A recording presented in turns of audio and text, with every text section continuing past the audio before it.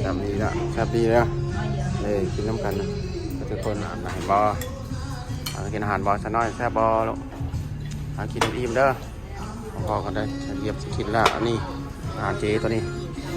แต่ยิงน้อยกินแล้วเขา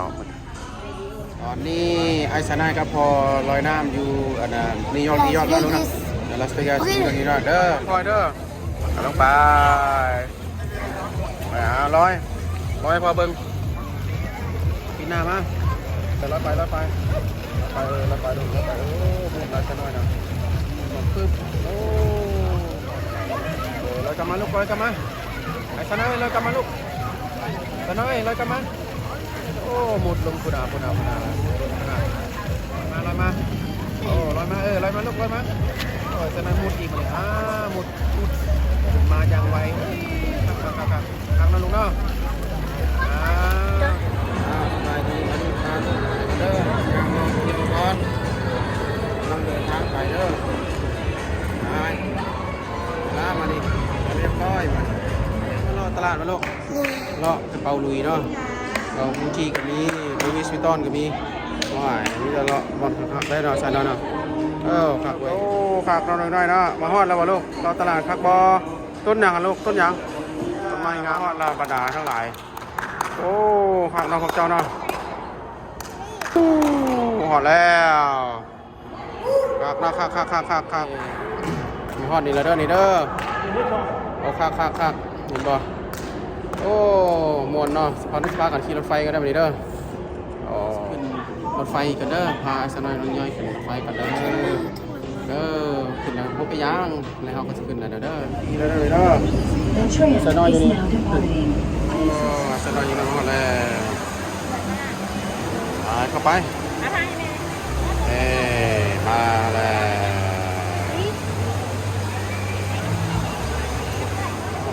วสนอยหมดละที่แล้วนะรอแล้วข้างแล้วเดี๋ยวฟ้าแม่ฟ้าไปซ้ายว้าวไก่บ่มีไก่บ่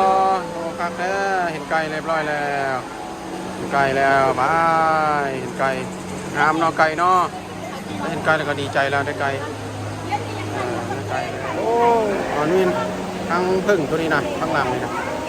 ทางพึ่งงามเนาะทางพึ่งครับเป็นโอ้ฝากไว้ทางพึ่งเลยโน่ยิงเลยไฟน้ำกันแล้วข้างหน้าก็อยู่นี่ดิ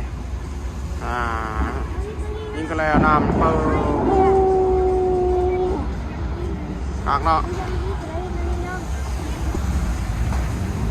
ไปนะน้ำขึ้นปังขึ้นเลยตึ๊บนะยิงขากไว้ขากเนาะตรงนี้ขากละมาฮอดตัวนี้น้ำผูกฟุ้งขึ้นเลยขากปัญญังเลยนะอาชนะน้องนี้น้อยต่อดีน้ำขึ้นสูงเลยเด้ขากปอขนาด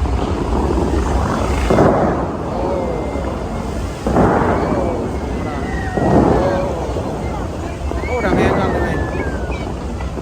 โอ้แก่ขึ้นบนสูงเลยเราแต่งสูงเนาะ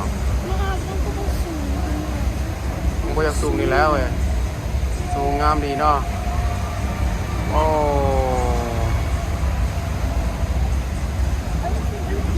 สูงกันเลยดามนี่นะงามมวนบอไปโฮเทลคืนแล้วเนาะยิ่งน้อยไปโฮเทลคืนเราดูเด้อตาอย่าเลยมาแล้วเมื่อนี่บอลเฮาสินอนนี่บอลเฮานอนนะนี่ตอนนี้บอลเฮานอนนะเห็นบ่งามบ่ข้างนอกโอ้โห